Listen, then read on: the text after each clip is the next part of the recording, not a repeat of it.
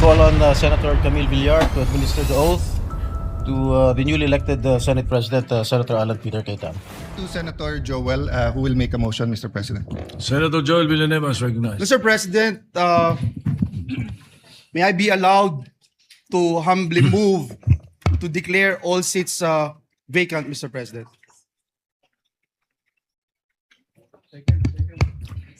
What does the majority leader say? There is a motion to declare all positions vacant in the Senate. Mr. President, under our rules that takes precedence, we'll have to vote on it.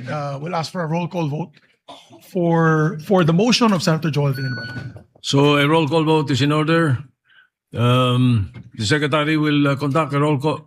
Senator Francis Pangilinan is recognized before. Because once we start the vote, we cannot recognize yes, Mr. anyone. President. Just a clarification as to seats or positions. Are we speaking of all positions? The motion is all positions vacant by Which positions? Just for the record, Mr. President.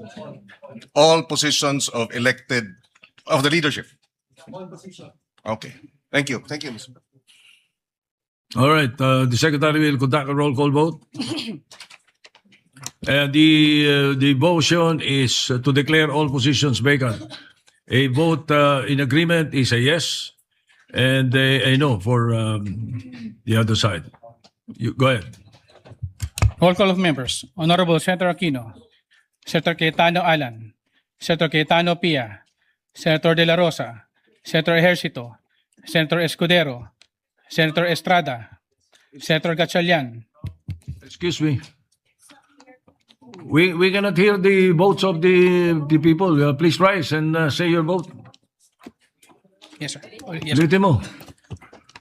Roll call of members. Senator Aquino, Senator Cayetano Alan, Senator Cayetano Pia, Senator De La Rosa, Senator Ejercito, Senator Escudero, What?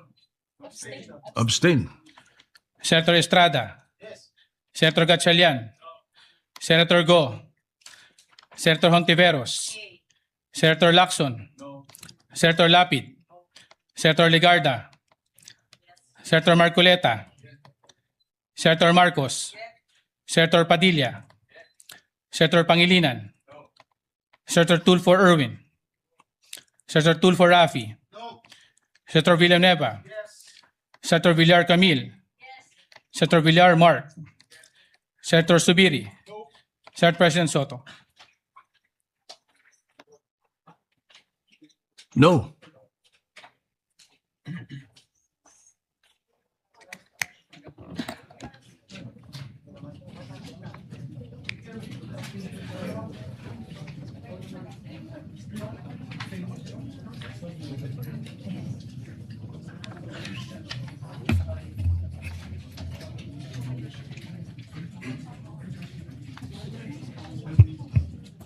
Yeah, hello. 30.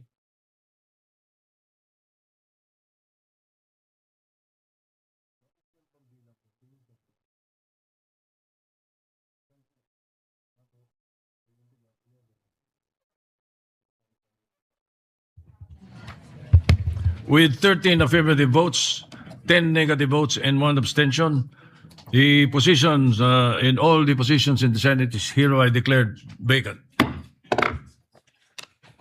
With that, Mr. President, may I move, therefore, to nominate Senator Alan Peter Cayetano as the new Senate President.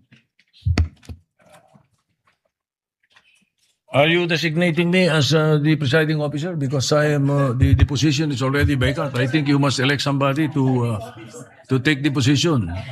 I am no longer the presiding officer.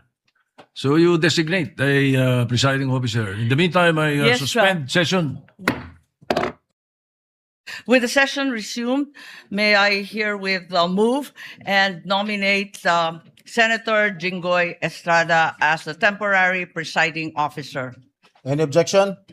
There being none, the motion of Senator Amy Marcos is hereby approved. Please proceed. Mr. President, may we also nominate Senator Joel as the temporary or acting majority leader? There is a motion by Senator Alan Peter Cayetano that Senator Joel Villanueva be made an acting majority floor leader. Is there any objection? There being none, The motion is approved. Mr. President, there was a nomination by Senator Amy Marcos to elect Senator Alan Peter Cayetano to be our Senate President. And I don't think, Mr. President, that there's no objection, Mr. President. And so I move that we close the period of nomination, Mr. President. Is there an objection? There being none, the period, yes, is that an objection, Senator Pangilinan?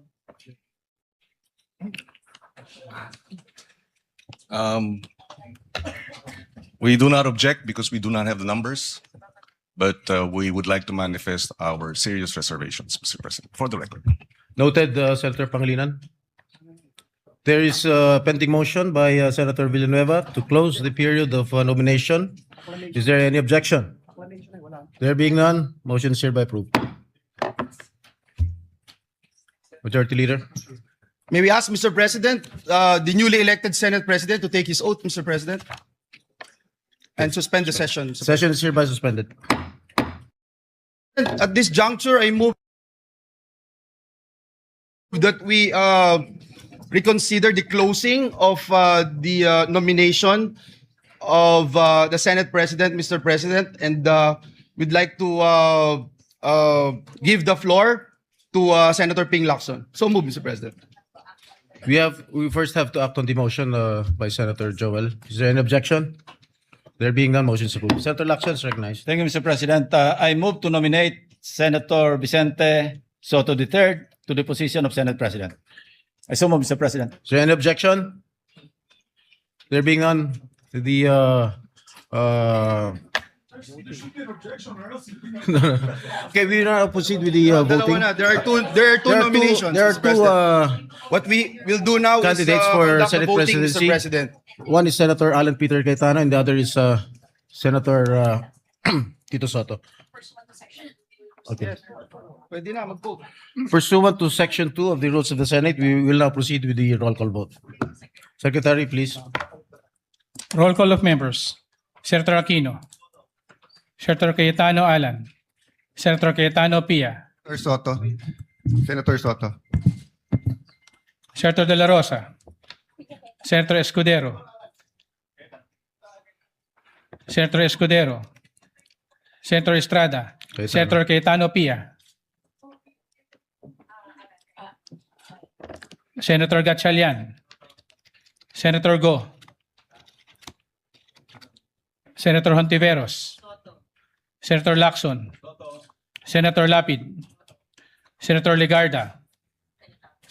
Senator Marcoleta. Senator Marcos. Senator Padilla. Senator Pangilinan. Senator Tulfo Erwin. Senator Tulfo Rafi. Senator Villanueva.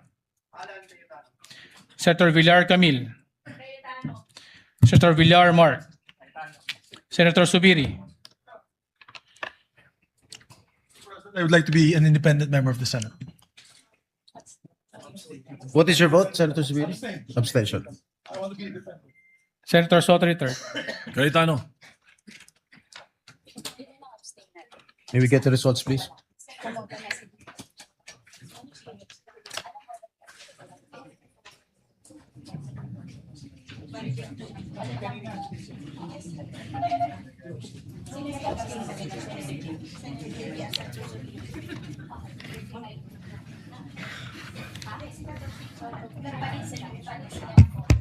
$13.92.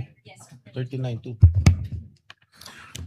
With 13 votes for Senator Alan Peter Cayetano and 9 votes for Senator Tito Soto and 2 abstention, Senator Cayetano is hereby elected as the new Senate President. Session suspended. May we call on Senator Camille Villar to administer the oath to the newly elected Senate President, Senator Alan Peter Cayetano.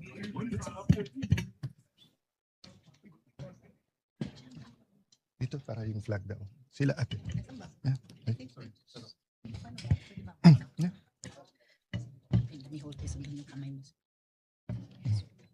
Okay. Oath of office. I state your full name. I, Alan Peter Shram Cayetano, Having been elected to the position of Senate President, having been elected to the position of Senate President, do hereby solemnly swear do hereby solemnly swear that I will well and faithfully discharge, that I will well and faithfully discharge, to the best of my ability, to the best of my ability, the duties of my present position, the duties of my present position, and of all others I may hereafter hold, and of all others I may hereafter hold, under the Republic of the Philippines. under the Republic of the Philippines, That I will support and defend the Constitution of the Philippines, that I will uphold and support, that I will support and defend the Constitution of the Philippines, that I will obey the laws, legal orders, and decrees that I will obey the laws, legal orders, and decrees promulgated by the duly constituted authorities, promulgated by the duly constituted authorities, and maintain true faith and allegiance and maintain true faith and allegiance to the Republic of the to Philippines, the Republic of the Philippines, and that I impose this obligation and that I impose this obligation upon myself voluntarily, without mental reservation or purpose of evasion. without mental reservation or purpose of evasion. So help me God. So help me God.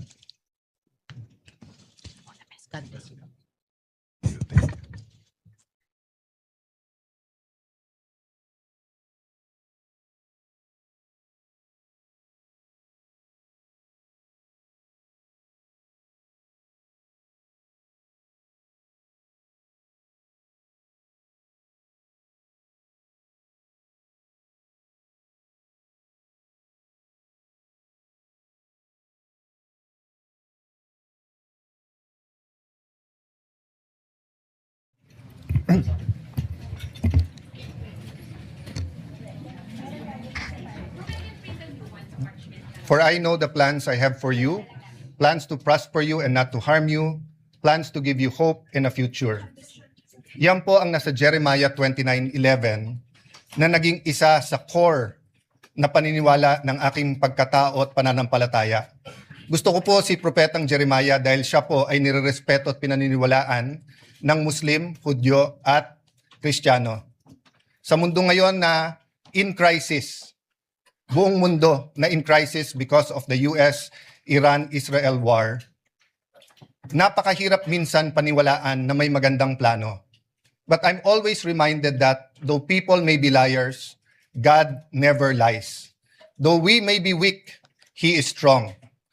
But we are reminded that if He has a plan, we have to do the right thing. So let me be explicit. Our job together, my job, is to serve you, dear senators, to serve this nation, to serve God above all, and to do what is right. Napakahirap kung tutuusin po ang dinadaanan ng henerasyon na to. Kagabi po, kausap ko po ang pamangkin ni Senator Jinggoy, anak po ni Jackie, si Manu. Nakita po niya ako ng 2006 or 2007 or 2008 nung binisita ko ang kanyang lolo. At sabi ko sa kanya, grabe pala pinagdaanan ng generation nyo. During Duterte's time, depending on your lens, it was a human rights crisis. If you're pro-Duterte, it's a crisis of drugs, where illegal drugs did not only steal lives, did not only steal dreams, but it wrecked communities. It wrecked our government. Of course, if you are from the anti-Duterte lens, the human rights crisis was in the extrajudicial killings. But after enjoying almost 9 years of unprecedented economic prosperity during the Aquino time to the Duterte time, inabot po tayo ng pandemic. So from the human rights crisis to a health pandemic crisis. Naglilift pa lang ang COVID, nangyari na po ang Ukraine-Russia conflict. Sa mundo na mga kabataan na to ay naniniwalang hindi na posible ang World War III, ay suddenly may major conflict in the West. And then you fast forward. The crisis of the Philippines when it comes to corruption and flood control. The biggest corruption scandal in our country. Hindi pa ho tapos yan, nangyari yung Iran-US Israel. And then our young people have to face the prospect of a changing world through AI. And while we are worrying, leaders around the world in Canada, India, US, Australia are excited of AI. They said that it will bring in a new wave of millionaires, billionaires. It will bring in high quality jobs. Pero tayo po ba'y naghahanda na?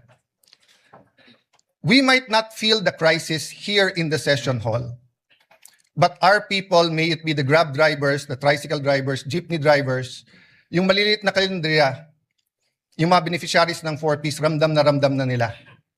So nung kinamayan po ako ng former Senate President Zubiri, sabi niya, hindi siya naiinggit sa trabaho dahil mahirap po ito. But I take a step forward, my dear colleagues, and offer myself to serve you. Just as Senate President Soto said, that he is here to serve everyone, not only the majority, not only the minority. I am here to respect the President, the office of the President, the Vice President, the office of the Vice President, the House of Representatives, and each one of you. In every crisis, there are big winners and there are big losers. Unfortunately, it is the poorest of the poor who is always the losers. So I urge all of you, let's unite, let's discuss. Before us might be the impeachment. Let it make it very clear. May mga lumabas sa news, and hindi ko kayo sinisisi kung sinasabi nyo sa news na ang pagpalit ng leadership ay tungkol sa impeachment. Hindi po. The impeachment is enshrined in the Constitution. The Bible says, the truth shall set us free.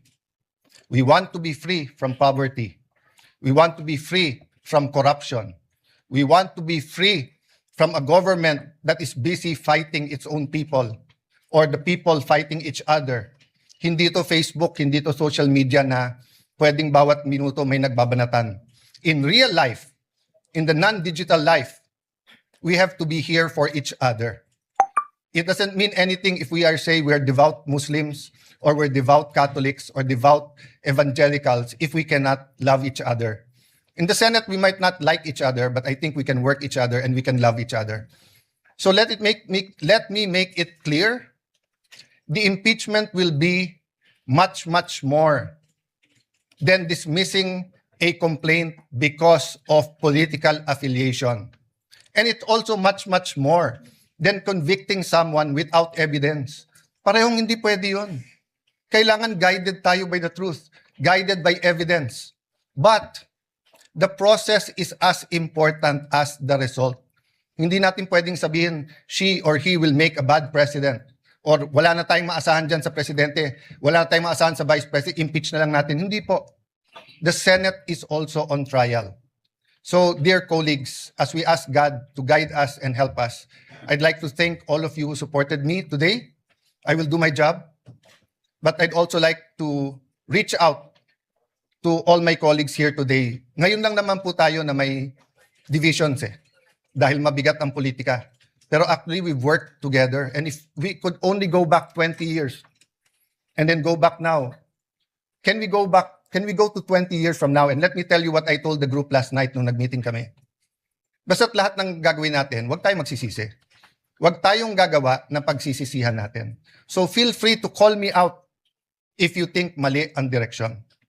So dear colleagues, again, thank you. God bless you. Maraming salamat sa inyong lahat.